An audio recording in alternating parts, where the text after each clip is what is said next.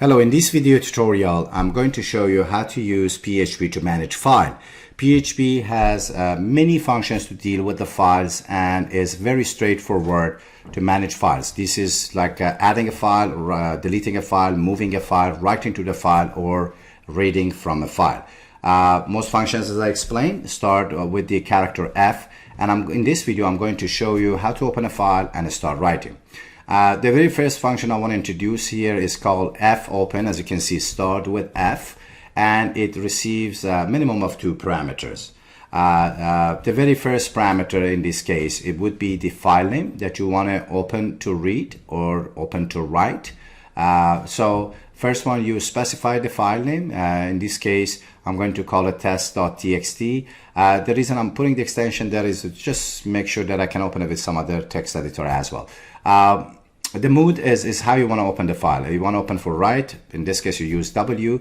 One thing you have to remember with the write is if you open a file that already exists, it's going to truncate the content. And if the file does not exist, it will create you one. So you got to watch very carefully when you open a file with W, because you might end up losing the data that you have in that font file.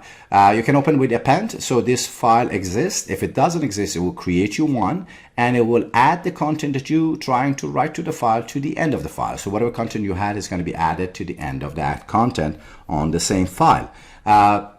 Now, in some cases, you want to read from the file, so you simply will use R. Now, the whole function fopen, if it can open the file, it will return you a reference to that file. So you can use that reference to go back to the file and manipulate the file.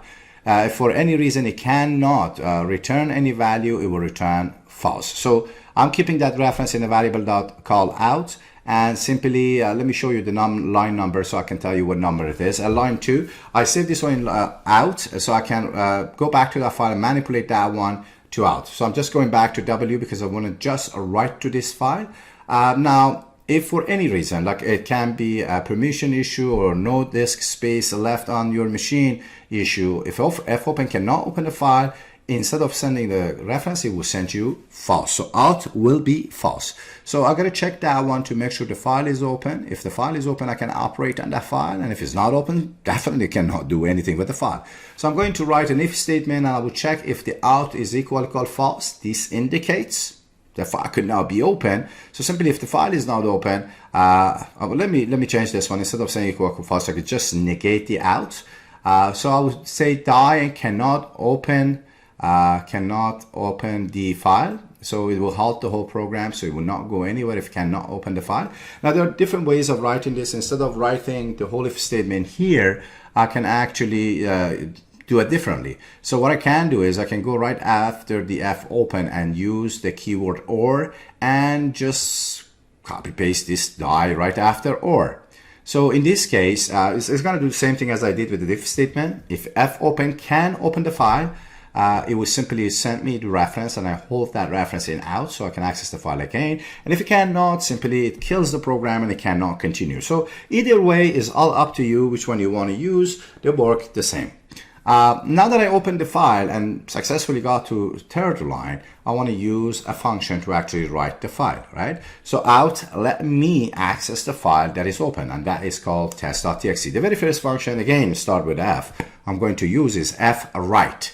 So I will use fwrite. Fwrite requires 2 parameters. In this case, it requires the file handler out, which can take me to the file, and the string. In this tutorial, I want to store information of a person with the first name, last name, and age. And I want to store them in a way that I can retrieve this information later on by determining the first name, last name, and age. That's why I will put them as a comma separated value. So later on when I read the file, I can explode them by comma and simply access the information like first name, last name, and age. So here, John Doe, 23. I can add as many fwrite as I want. It depends on how many records I want to write to this file. I definitely will try another one. Let me just put the semicolon here. I copy and paste this one here. Let me do a little bit change so we can identify these records. I call it Mike Doe, and this time I'm 13 years old. I go ahead, open my browser, and refresh my browser. Let me just show you the file browser I have here. You can see only I have f1.php. So I go ahead and refresh my browser, which points to the same file, f1.php. And as soon as I come back to the text editor, if you look at this, here you go, test.txt is there. So I'll click on that, and let's see how many information we have. We have to have the John and Mike in that file right now. Let's look at the file now, because the file name was text.txt. So here you go. I have them all in there, comma separated, but there is one small issue here. The records are not delimiter, or there is no delimiter between the records. Yes, I have the comma, but I cannot identify the second record. So I have to find another delimiter. In this case, what I'm going to do is I'm going to use a line break that separates the records. So each record will be in one individual line. Now, different operating systems have a different way of indicating the line break. Like for instance, in Linux, we have \n that identifies the new line or line break. In Windows, \r or \n, and in Mac, \r. Now, we don't know where we want to put this code in. So I'm going to use one of the special constant in PHP. It's called PHP end of line, which automatically will determine the operating system and returns or holds the proper break line for me. So I'll copy the whole thing and paste it to the second record as well. I'll go to my browser and refresh my browser to actually create the file. Remember, this is W, so every time it recreates the file and truncate the data. Here you go. I have them all in each record in one single line, so which is not bad. So now that I've done this, I want to show you another way of doing this. Another function that I want to introduce to you is fputs, not pusset.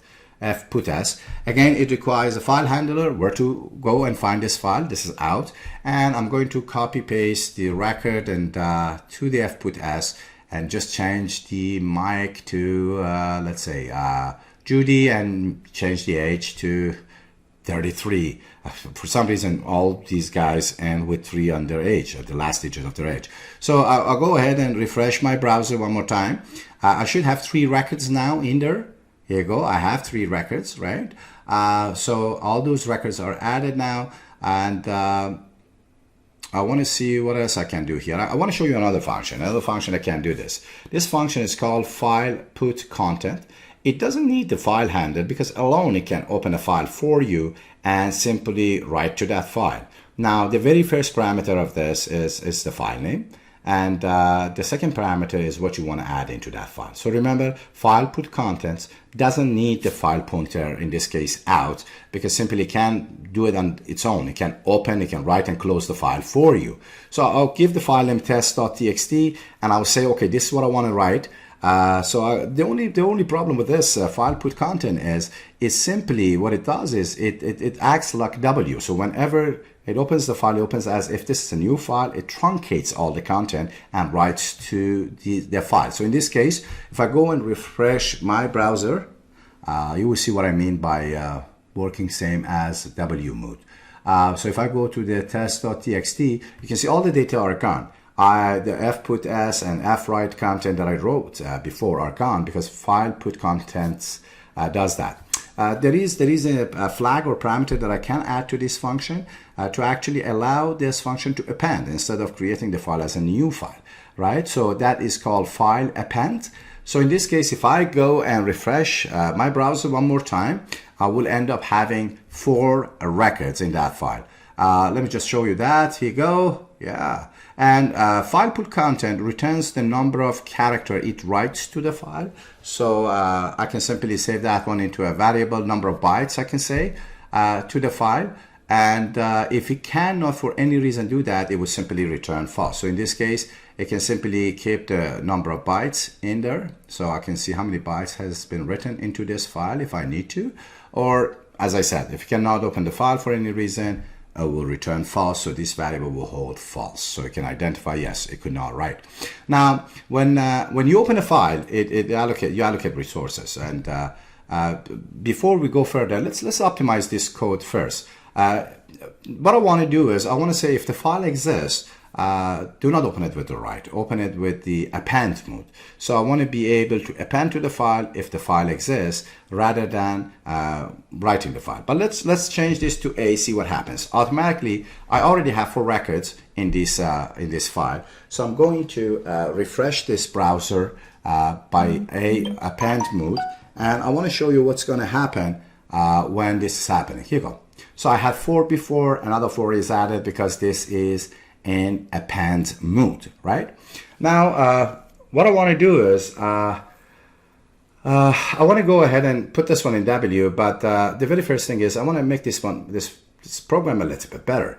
So what I want to do is I want to go ahead and see if the file exists. This is a built-in function that allows you to check if a file exists on the disk or not. So I'm going to see if the file exists. Then in that case, I want to actually append the information, else I want to write the information to the file, right? So what I'm going to do is I'm going to go create the if and else, then I copy this code, line 10, and put it right in both places, right? Let me just delete this one as well.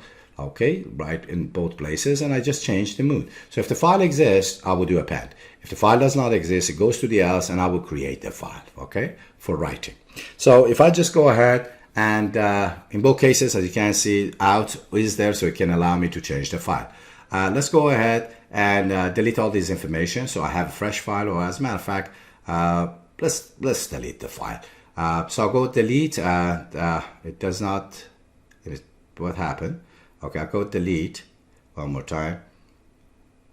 Oh, it shows me the reference to this file. It says in this file, this file is referenced in some code. So I just simply go ahead and check that checkbox to not check for any code referencing this file. So now it's getting deleted. Okay, so I deleted those and I'm ready to go. I just simply go ahead and open my browser and to see what happens. So the very first time when it comes in, it has to go to else part, open the file for writing, and second time when I refresh my browser, it simply has to go with the append. So if I go to the file right now, W is done.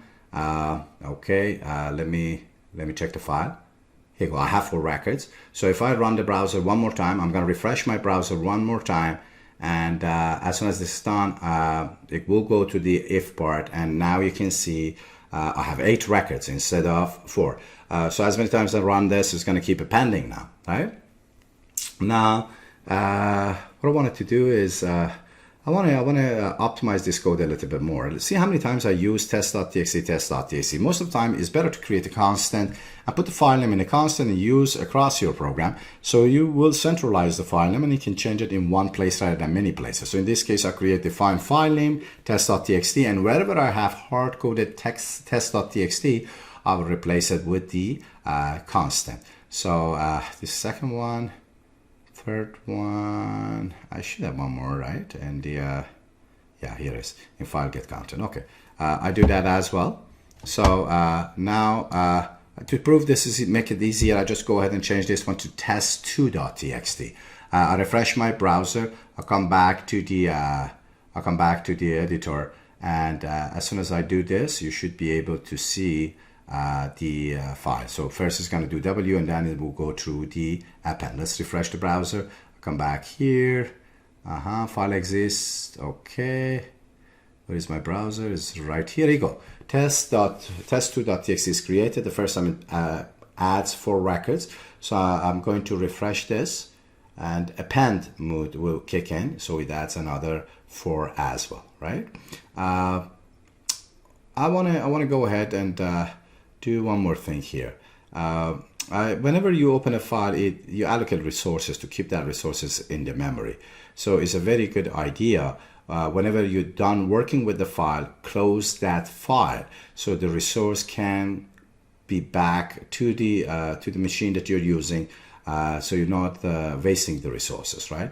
The other thing I wanted to do is I wanted to optimize this more. Like if you look at here in this if statement, I have just the A and W is changes. The rest of the statement stays the same, right? So what I can do, I can create a variable called mood and make it append in case if the file exists, and change the value of mood to W, and simply move this line 9, outside the if and else, and just change the hard-coded A in this case to variable mood. So now based on the selection in the if statement, is simply either opens for append or opens for write.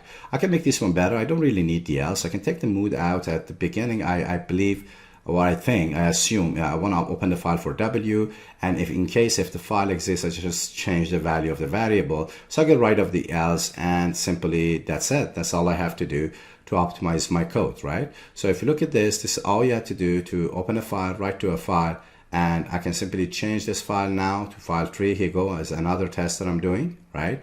test3.txt, and I just want to make sure it works. So if I keep refreshing, it will keep adding to that file as well, right? I hope you enjoyed this video. Just keep in mind, practice makes perfect. By watching, by reading, you will not be able to write this by your own.